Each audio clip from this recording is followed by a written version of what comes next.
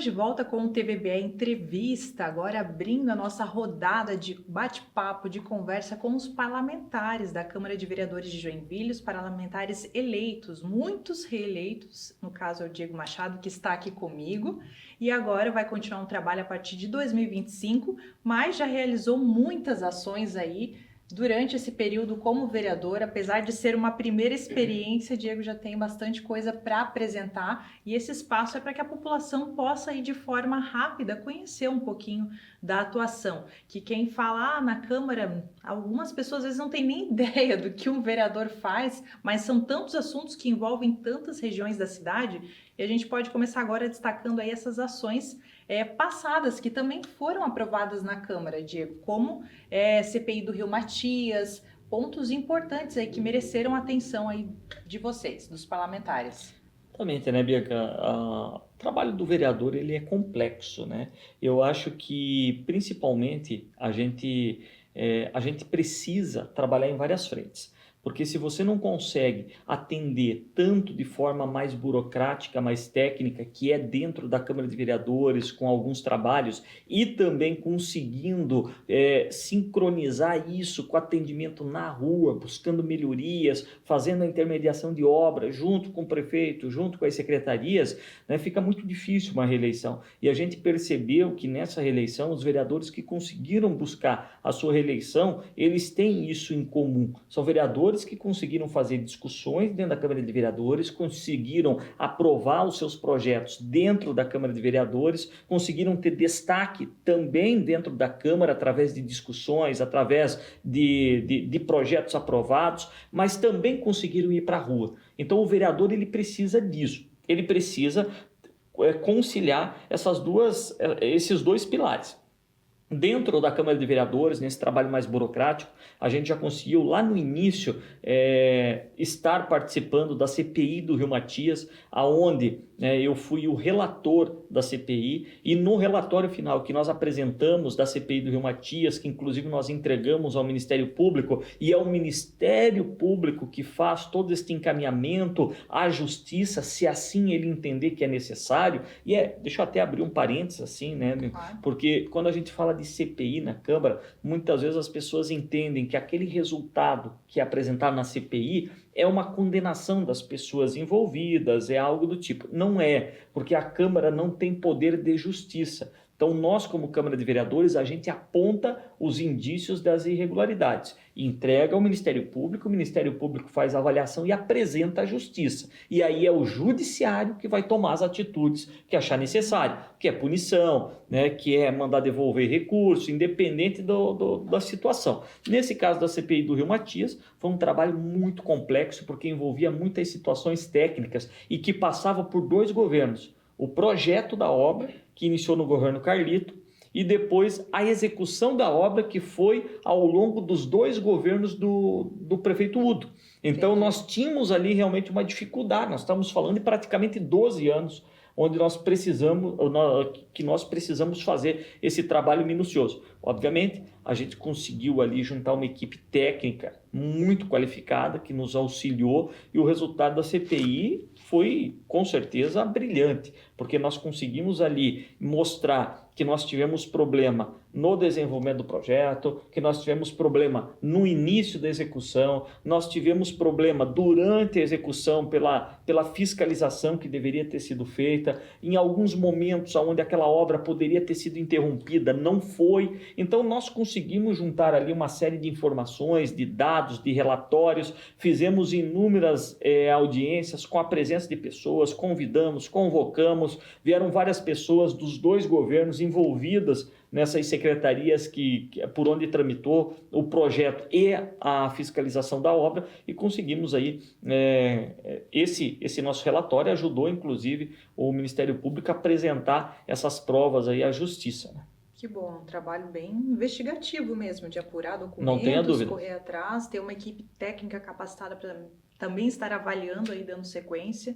E também outro ponto importantíssimo, Diego, a gente é uma cidade industrial, mas tem muitas empresas que deixam de vir para Joinville, escolhem Araquari e vão para outro local porque esbarram na burocracia. E essa tem sido também uma bandeira, uma luta aí de vocês para desburocratizar de vez aí. Exatamente, porque só quando muitas vezes existe, né, essa imagem de que para o vereador muitas vezes aparecer, isso é um pensamento já antigo, né, de que para o vereador aparecer precisava aprovar leis, ele tinha que ter uma lei para dizer que era sua. No nosso entendimento, e agora esses vereadores que estão nessa legislatura, na sua grande maioria, com formação, já têm uma graduação, já têm um histórico de trabalho na iniciativa privada, e é um entendimento da maioria que antes da gente criar qualquer lei, a gente tinha que revogar algumas que estavam aqui em Joinville. Então, mais importante, isso se mostrou um trabalho em conjunto e um pensamento coletivo da Câmara desde o início dessa legislatura agora, sabe? Então, assim, mais importante do que criar leis foi justamente revogar algumas leis que travavam a cidade, né, que muitas vezes deixavam uma insegurança jurídica. E nós fizemos esse trabalho de desburocratização em várias áreas, né? Por exemplo, aqui a questão da regularização fundiária, que é um tópico, inclusive, aqui da nossa entrevista. Eu briguei nos 2 primeiros anos, agora nesses 2 últimos anos, eu estou como presidente da Câmara, mas nos 2 primeiros anos eu briguei para ser o presidente da Comissão de Urbanismo, e conseguimos. A Comissão de Urbanismo é uma das principais, é uma das 3 maiores, uma das 3 principais comissões da Câmara. E nos 2 primeiros anos, como presidente da Comissão de Urbanismo, a gente colocou como meta desburocratizar todas as leis, decretos municipais que pudessem dificultar o acesso à regularização do terreno, à regularização do lote, a prefeitura emitir a certidão de regularização para que a pessoa conseguisse, com esse certificado, no cartório, pegar a sua escritura no nome dela, e isso trazendo benefícios não só econômicos pela valorização, mas também o direito ao acesso a serviços básicos, como água, como energia elétrica, que hoje é um impedimento para algumas regiões, a falta de regularização, e nós conseguimos. E aí eu preciso destacar vários vereadores que nos ajudaram, preciso destacar o prefeito Adriano, porque muitas dessas atividades ou desses problemas que nós tínhamos na regularização dependia também do município, era uma prerrogativa do município. O prefeito Adriano deu carta branca para a gente trabalhar todas elas dentro da Câmara de Vereadores. Preciso destacar o nosso secretário de Habitação de Joinville, que agora é secretário de Saúde, Rodrigo Andrioli, um grande profissional, um cara que realmente colocou esse projeto da regularização fundiária no coração, abraçou junto conosco, e a gente fez um grande trabalho de desburocratização dentro da Câmara de Vereadores, onde nós conseguimos reduzir a burocracia e também conseguimos fazer um novo entendimento sobre os passos e processos de se regularizar um terreno aqui em Joinville. E o resultado você mede nos números, porque o número de escrituras emitidas aqui em Joinville através deste processo de regularização fundiária até esta gestão foi de mais ou menos 600 escrituras. E nesta gestão nós já estamos nos aproximando de 5.000 escrituras. Então os números mostram a importância do trabalho que foi realizado através da Comissão de Urbanismo nesses 2 primeiros anos. E aí com a parceria dos vereadores, com a parceria do secretário de Habitação e de todo o seu time da habitação. Enfim, prefeito Adriano dando carta branca, nos ajudando também nesse processo. Foi uma vitória a muitas mãos, né? Então, quando você tem dedicação, quando você gosta do que você faz, quando você encontra parceiros que também sentem isso, o resultado aparece. Faz bem para toda a cidade aí, realmente. Foi uma vitória coletiva, de 600 para 5.000, estou impressionada. Eu ia até falar que isso já rendia um programa ali com a parte da habitação para falar um pouquinho sobre isso, e é nos números que a gente comprova aí como foi, como ajudou também, né? Para aquele morador que estava ali 20, 30 anos sem conseguir regularizar ali o seu lote, e ter isso também é motivo de emoção aí, de conquista. Também plano diretor, Diego, a gente estava falando, é outra situação aí complexa que precisa dessa revisão, que também rende algumas horas aí de trabalho, de longas reuniões. Sim. A revisão do plano diretor, ela deveria ter ocorrido em 2018. Porque a cada 10 anos o plano diretor da cidade ele precisa ser reavaliado. Quando nós chegamos na Câmara lá em 2021 e nos tornamos presidente da Comissão de Urbanismo, nós encontramos a revisão do plano diretor parado na Câmara de Vereadores.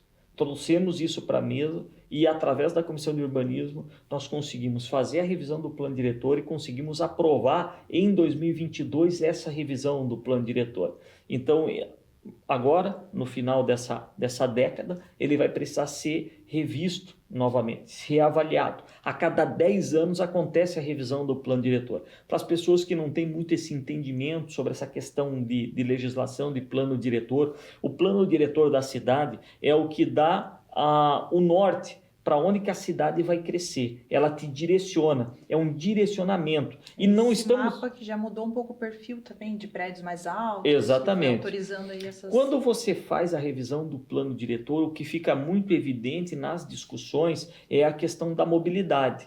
Né? Situações voltadas à mobilidade, à construção de prédios, a questão de expansão urbana em cima de uma área rural, isso fica muito evidente. Só que o plano diretor, ele trabalha todas as áreas. Ele trabalha educação, trabalha saúde, trabalha esporte, ele trabalha todas as áreas. Por isso que é muito complexo você fazer essa revisão. E, que nem eu falei, a partir do momento que você faz a revisão dessas diretrizes, né, desse direcionamento, não significa que tudo que foi aprovado ele vai ser implementado na prática ou na sequência, porque como a gente mesmo fala, é um plano, são diretrizes do que deve ser feito. Para você executar de fato isso, você precisa de legislações complementares. Vou dar um exemplo aqui. Se no plano diretor você define que uma área rural ela passa a ser uma área de expansão urbana, ou seja, através do plano diretor, nós estamos dando uma margem para aquela área que é rural se transformar numa área urbana. E, lógico, que você precisa de estudos complementares para isso. Aprovando o plano diretor e você considerando uma determinada área como uma área de expansão urbana, através da nossa lei de ordenamento territorial, que é a Lei 470, que é a famosa LOTE, você consegue fazer uma alteração pontual na LOTE e na LOTE você acaba sacramentando aquilo que foi planejado na revisão do plano diretor. Então, tudo o que você faz de revisão de diretrizes dentro do plano diretor, ele precisa, para ter um efeito na prática e para ele ser validado na prática, precisa de alguma legislação complementar. Então é um plano, é um planejamento da cidade para os próximos 10 anos. Tá aí, já deu uma aula aqui pra gente, Diego, aí sobre esse assunto, sobre essa temática também que é muito importante, aí envolve a cidade como um todo e várias áreas, como o Diego bem colocou. E agora também projetos do dia a dia que permite o serviço sobre rodas, esse aí você já está funcionando na prática, tudo certo? Sim, esse é um projeto que é mais um daqueles trabalhos de desburocratização, né? De permitir, né? de facilitar, né? Esse comércio sobre rodas, né? Que envolve tantos segmentos, de forma muito especial o famoso food truck, né? Então, enfim, tudo isso, né? Mas não é só o food truck, estou usando como exemplo, né? Isso pode beneficiar várias atividades, né? Então, nós temos aí muitas leis a quais nós discutimos e que hoje a gente consegue se orgulhar do trabalho que foi feito por essa legislatura.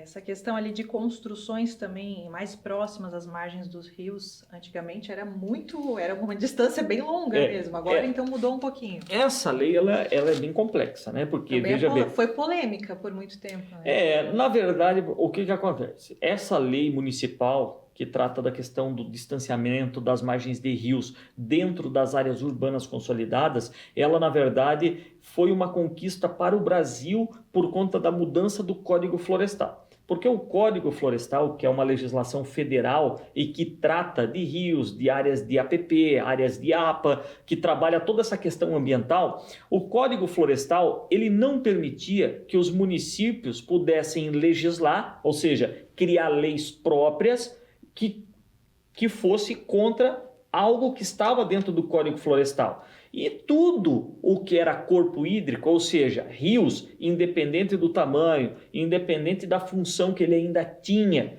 independente, era protegido pelo Código Florestal. E aí o Congresso Nacional, alterou o Código Florestal, permitindo que os municípios pudessem legislar sobre as margens dos rios dentro das áreas urbanas. A área rural não. A área rural continua protegida pelo Código Florestal, que é a legislação federal. Agora, o que é área urbana, o Código Florestal, com essa alteração que teve pelo Congresso Nacional, permitiu. E quando eles permitiram, nós fomos a primeira Câmara do Estado a ter a nossa lei municipal que dava diretrizes de como que isso deveria ser aplicado. Vou dar um exemplo. Você tem um córrego que já não tem mais aquela função que ele tinha há 20 anos atrás, questão de captação de drenagem e tudo isso. E o Código Florestal dizia que aquele rio, que aquele córrego tinha que ser respeitado 50 metros, por exemplo, de distância para construções ou regularizações, ou 30 metros, que são os casos com maior número de quantidade de casos. Agora nós permitimos que esses 30 metros possam ser reduzidos para até 5 metros. Por quê? Porque o empreendedor, ou a prefeitura, ou o morador, ou um conjunto de casas, que daí os moradores podem se juntar e fazer esse estudo, através de um estudo socioambiental, eles vão, através de um trabalho feito por um grupo de profissionais, e aí a gente coloca geólogo, a gente coloca biólogo, coloca engenheiro, você coloca ali vários profissionais que vão fazer esse diagnóstico socioambiental daquele córrego. Geralmente empresas de engenharia ambiental que se especializaram nesse tipo de serviço. Já surgiu um novo nicho de trabalho. Não tenha dúvida. Não tenha dúvida. E aí, aquelas construções que não podiam ser regularizadas ou novas construções que não podiam ser realizadas porque o Código Florestal engessou e disse que tinha que ter 30 metros, agora pode ser reduzido para 5, pode ser reduzido para 15, dependendo do que esse estudo feito por profissionais vai mostrar. Esse estudo tem que ser apresentado na Secretaria de Agricultura e Meio Ambiente, vai para análise do Conselho Municipal do Meio Ambiente e esse Conselho Municipal que define se esse estudo está correto ou não. A partir do momento que é validado esse estudo, vai para o prefeito e o prefeito acaba fazendo a sanção dele através do decreto municipal. E a partir daquele momento já é permitido regularizações ou novas construções dentro daquela nova margem que o estudo mostrou. Legal, então deu mais autonomia aí agora para o município, para poder avançar, que eu lembrava também desse número aí de 30 metros, agora então já pode reduzir pelo menos ali nas áreas urbanas.